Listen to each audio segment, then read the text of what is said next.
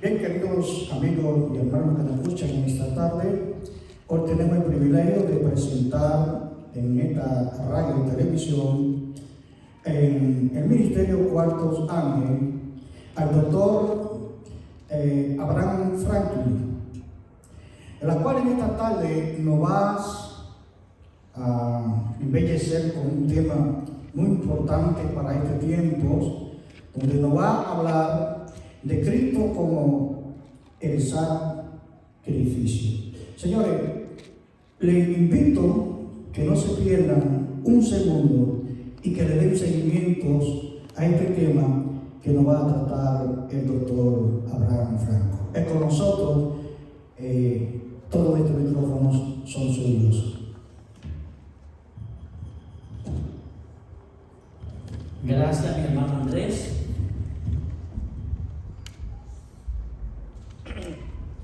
Sí, buenas a todos y todas. Quien les habla es el profesor Anne Frank Robinson. No somos doctor, no nos llegamos a graduar de doctor. Y nuestro nombre es Anne Frank Robinson. Estamos para servirle. Bien, mis hermanos. Nosotros en el pasado encuentro estuvimos entrando a este tema que pueden observar en pantalla.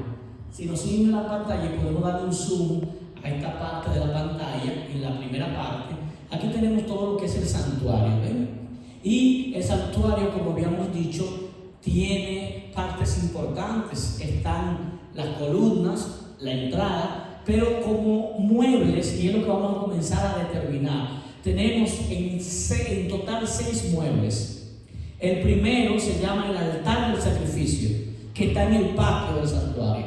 Luego tenemos el segundo, que es el lavacro. Y luego entramos a la primera parte adentro del santuario, que lo podemos ver de este lado. Y aquí tenemos lo que es el lugar santo. Esta es la primera parte. Esto lo separa un velo acá. El lugar santo tiene 3 muebles. El tercero de ellos se llama el candelabro, que tiene 7 brazos. El cuarto se llama la mesa de los panes. Ahí se colocaban unos 12 panes. Más adelante veremos qué representa esto en los siguientes encuentros. Está el altar del incienso, que es el número 5. Y está, por último, lo más sagrado que había en el santuario, que es el número 6, el lugar santísimo. Y dentro de él, el arca del pacto, que ahí no se ve muy bien cómo se agranda la imagen, pero que ustedes pueden apreciar en sus casas, si ubican el santuario, todas estas partes, todo lo que está ahí, columna por columna, color por color, cada color tiene un significado, cada material que se usaba en el santuario tiene un significado, y en sentido general, esto es el plan de salvación en forma de una maqueta. Ahora hablemos del número 1, del altar del sacrificio, propiamente del sacrificio en sí mismo. ¿De qué se trata? Lo que somos bíblicos, si vamos a la Biblia, y en el libro de Génesis 1 y 2 aparece todo lo bueno que Dios quería para el hombre. Pero a partir del capítulo 3 de Génesis, el enemigo logró engañar a Adán y a Eva y los llevó a la desobediencia en contra de la palabra de Dios. Entonces Dios le dijo en el capítulo 3, si pueden ir conmigo a la altura del versículo 2, versículo 2 dice, no, versículo 1, Génesis 3:1, pero la serpiente, haciendo referencia al enemigo que se había disfrazado de serpiente, era astuta más que todos los animales del campo que Jehová Dios había hecho. Ya que el enemigo asumió la forma de un animal, Dios tenía que hacer algo que contrarrestara esto, porque lo que produjo él fue que comenzó a decirle a la mujer, como que Dios dijo, no coma de ningún árbol.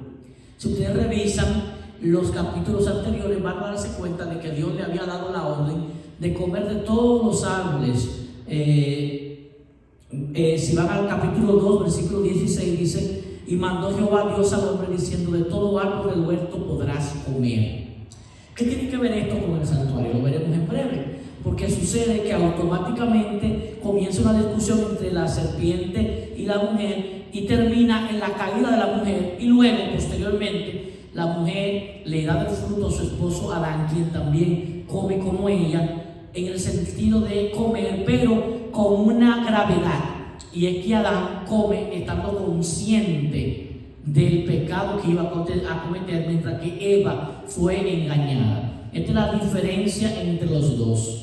O sea que el pecado de Adán fue más mortífero, podríamos decirlo de alguna manera, es el que realmente cuenta, el de Adán hombre, porque Adán mujer, porque a los dos se le llamó Adán, como ustedes podrán observar en el capítulo 4 y el capítulo 5. En el capítulo 5, versículo 2 dice: varón y hembra los creó y los bendijo, y llamó el nombre de ellos Adán el día que fueron creados. Así que el Adán varón, Adán, ese fue el que realmente se le había dado la orden, y luego la mujer es creada posterior a esta orden, y también hablando de todo, entonces el enemigo logra engañarlo. En el versículo 15 del capítulo 3 de Génesis hay una promesa linda y dice: enemistad pondré entre ti, hablándole a la serpiente, y la mujer.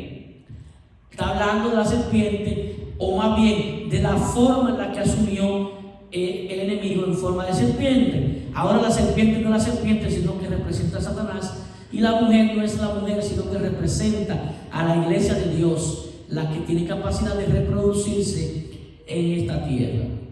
Dice: y entre tu simiente, o sea, tus hijos, y los hijos tuyos, y esta te herirá la cabeza y tú le herirás en el calcañar. O sea, la serpiente iba a producir un menor dolor al herirla en el calcañar, en la parte baja del pie, mientras que la mujer o su descendiente, su simiente, iba a aplastar la cabeza. Fíjense que la palabra simiente aparece en singular. Vámonos a Isaías 7:14. Isaías 7:14. Si me permiten, lo busco y vuelvo en breve. No se vayan del texto anterior. Isaías, dijimos, 7:14.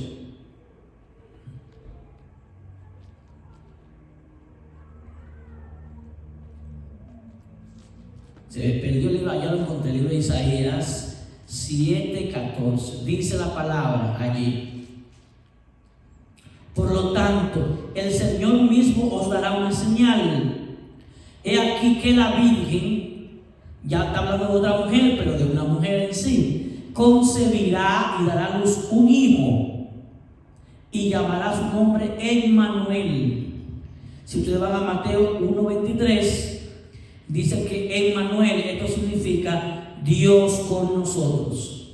Isaías 9, ahora los versos 6 y 7, 9, 6 y 7 dice: porque un hijo, un niño nos es nacido, hijo nos es dado, y el principado sobre su hombro, y se llamará su nombre admirable, consejero, Dios fuerte, Padre eterno, príncipe de paz.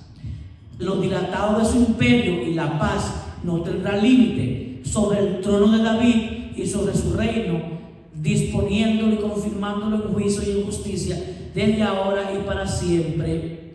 El celo de Jehová de los ejércitos hará esto. Pueden comparar también esto en Miqueas 5:2. Miqueas 5:2. Si vamos allá, me permiten un segundito para ubicar a Miqueas. Miqueas 5:2 dice: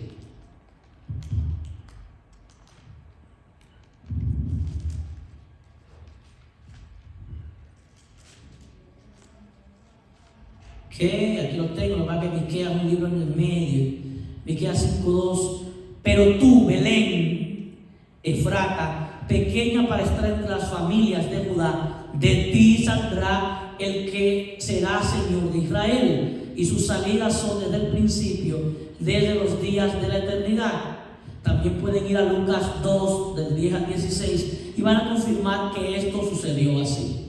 ¿Qué queremos decir? Que la simiente la simiente, y vamos a buscarlo en un texto de esto. Un texto que habla de la simiente. Si me permiten un segundito para yo ubicar acá el texto, porque se me fue de memoria donde se ubicaba el texto. Fíjense que la palabra simiente aparece en singular. Significa, vamos a ver a Gálatas 3, 16 al 19. Gálatas 3, 16 al 19. Leo, para que podamos entender esto de la simiente. 3, 16 al 19. Ahora bien, a Abraham fueron hechas las promesas, y a su simiente. No dice y a las simientes, como si hablase de muchos, sino de uno, y a tu simiente, como dice también Génesis 12, 7 de Abraham, la cual es Cristo. Esto pues digo, el pacto previamente ratificado con Dios para con Cristo, la ley que vino 430 años después, no lo abroga para invalidar la promesa. Así que la simiente es una, es Cristo. Lo dice Pablo, también refiriéndose a la promesa hecha a Abraham. Ahora, ¿qué es lo interesante? Si ustedes siguen todo el capítulo bíblico, a partir del capítulo 4 de Génesis, y antes de esto, lo voy a leer, dice,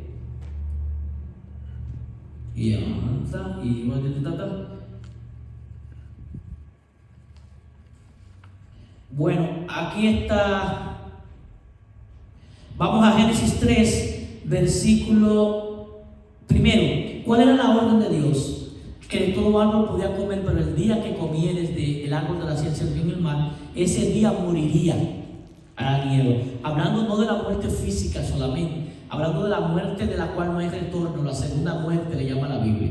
Ahora bien, en la Biblia encontramos que cuando oyó Adán y Eva, capítulo 3 de Génesis, versículo 8, la voz de Jehová que se paseaba en el huerto en el aire del día, el hombre y la mujer se escondieron de la presencia de Jehová Dios entre los árboles del huerto.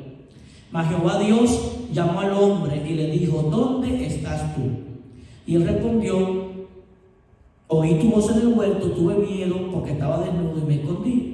Y Dios le dijo, ¿quién te enseñó que estaba desnudo? Versículo 11. ¿Has comido del árbol que yo te mandé que no comieses? Y el hombre respondió, la mujer que me diste por compañera me dio del árbol y yo comí. Entonces Jehová Dios dijo a la mujer, ¿qué has hecho? Y la mujer dijo, la serpiente me engañó y yo comí. Todo el mundo tenía una excusa. Y Jehová Dios dijo a la serpiente, por cuanto esto hiciste, maldita serás entre todos los animales, en tu pecho te arrastrarás y polvo comerás, como indicando que la serpiente antes volaban o algo por el estilo, pero no se arrastraban. Pero aquí su maldición fue que se arrastrara. Al hombre, antes de maldecirlo, el hombre Adán y el hombre mujer, o sea, a la raza humana, le dio la promesa que acabamos de leer en Génesis 3:15, de que la simiente era el que iba a aplastar el poder del enemigo, machacándole la cabeza. Dijo a la mujer, el 16, su maldición, para ir con dolor. Al hombre le dio su maldición en el versículo 17, producir los alimentos con esfuerzo, con sudor, con espinas y cardos.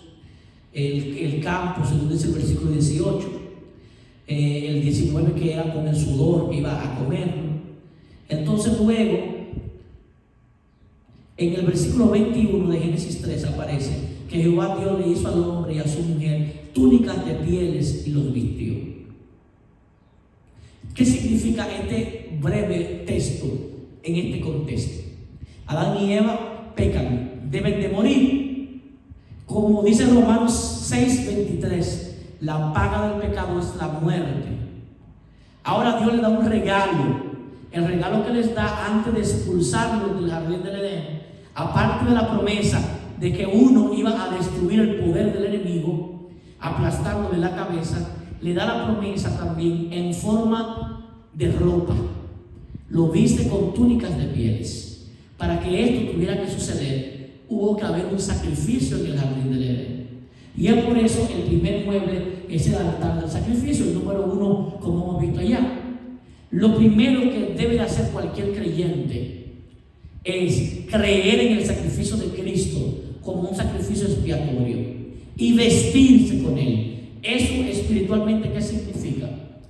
No es sacrificar un cordero como antes se hacía, y veremos cómo se hacía y por qué se hacía en el próximo encuentro, sino que lo que está mandando aquí es a creer en que ese que iba a aplastar la cabeza del enemigo ya vino en el año, vivió en nuestra era cristiana, y en el año 31 de nuestra era cristiana, en la cruz del Calvario, murió como ese sacrificio en la cruz del Calvario. ¿Cómo sabemos que era ese el sacrificio y no otro? Vámonos a Juan capítulo 1, versículo 29. Y antes, en Génesis 4, Caín y Abel también ofrecieron sacrificios a Dios. En el caso de Abel, de un cordero, Caín trajo lo que él quería y no fue aceptado por Dios, porque Dios había dicho que era un cordero el que iba a representarlo. Así como Satanás usó la serpiente para representarlo hasta el día de hoy, Dios utilizó en la forma de Cristo al cordero para representar a Dios en la humanidad. Cada uno tiene un animal que lo representa. Es como una especie de historia alegórica de representación. Si seguimos viendo los descendientes, vemos a Noé, que Noé, después de que sale del diluvio, la historia de Noé aparece a partir del capítulo 6 de Génesis, luego el 7 es el diluvio, abarca todo el capítulo 8. Entonces Noé hace un pacto con Dios, y Noé, cuando sale del arca, entonces Noé también hace un sacrificio de cordero, Entonces, si eso lo pueden encontrar en el capítulo 9 del libro de Génesis. Bueno, en el 8 dice, 8:18, entonces salió Noé y sus hijos, sus mujeres y sus hijos, todos los animales y todo reptil, toda ave que se mueve sobre la tierra. Versículo 20 de Génesis 8, y edificó Noé un altar a Jehová, y tomó de todo animal limpio y de toda limpia ave, y ofreció holocausto ante el altar.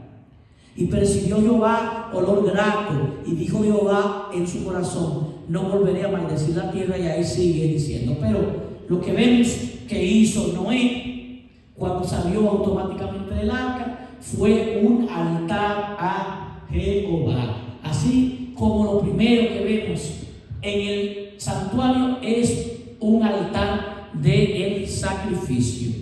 Luego, siguiendo las genealogías bíblicas y los descendientes, vemos el problema de la Torre de Babel en el capítulo 11, los descendientes de Sem, el hijo bueno de Noé, en el capítulo en el mismo capítulo 11. En el capítulo 11 también nos habla de los descendientes de Taré, quien fuera el padre de Abraham. Y Abraham, a partir del capítulo 12, toma el control de la narrativa bíblica. El personaje de Abraham se extiende en muchos capítulos en la Biblia, pero lo importante es en el 15 que Dios le prometió un hijo, así como se lo prometió a Adán y Eva, que su simiente iba a destruir la cabeza. Todo el mundo pensaba que su hijo era esa simiente, ese sacrificio perfecto. Y así seguimos hasta el 18, donde nace Isaac, el hijo de la promesa. Luego hay un intermedio en el cual Sodoma y Gomorra entra en la historia del capítulo 19. En el 20 Abraham le habla a Abimelech, y el nacimiento de Isaac está en el capítulo 21. Yo le había dicho que el capítulo 18 es el nacimiento de Isaac, pero ahí lo que hay es la promesa del nacimiento, pero en el 21 es que él nace realmente. Entonces, en el 22 Dios le ordena a Abraham que sacrifique a su hijo Isaac. Ese sacrificio iba a tener lugar en el monte Moria. Hoy hemos analizado en la iglesia grandemente esto, y creo que es un link que puede poner nuestro querido hermano, el director de este ministerio, del cuarto ángel, Vladimir Lorenzo, para que ustedes puedan ver también ese tema y entender por qué el monte Moria jugó un papel importante en la Biblia. En el monte Moria fue que más adelante se construyó este santuario, y este santuario que está aquí también tenía un altar del sacrificio. Así como Abraham fue a sacrificar en este monte Moria, tuvo el arca del pacto también y se manifestaba la gloria visible de Dios. Todo el que tenía un sacrificio ante Dios iba a este monte a hacerlo, a adorar. Eso hasta que llegó, se pueden registrar toda la Biblia para no seguir cansándole con personajes bíblicos, hasta Juan capítulo 1. En Juan capítulo 1, 29 encontramos lo siguiente. Si vamos allá conmigo, Juan capítulo 1, versos 19, y estamos concluyendo esta primera parte del altar del sacrificio. Juan 1, 29 dice: he aquí, me lo sé de memoria, pero quería buscarlo. Dice: el siguiente día vio Juan a Jesús que venía a él y le dijo: he aquí el Cordero de Dios que quita el pecado del mundo. Así que en Juan 1:29 se está viendo la promesa cumplida de Génesis capítulo 2, Génesis capítulo 3:15.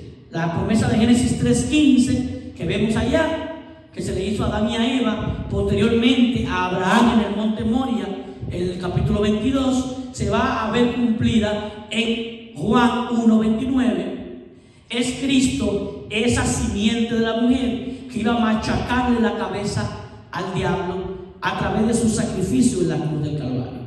Por eso Juan lo ve como cordero, porque fue el mismo símbolo del cordero que se tuvo que sacrificar para vestir a Adán y a Eva con túnicas de pieles.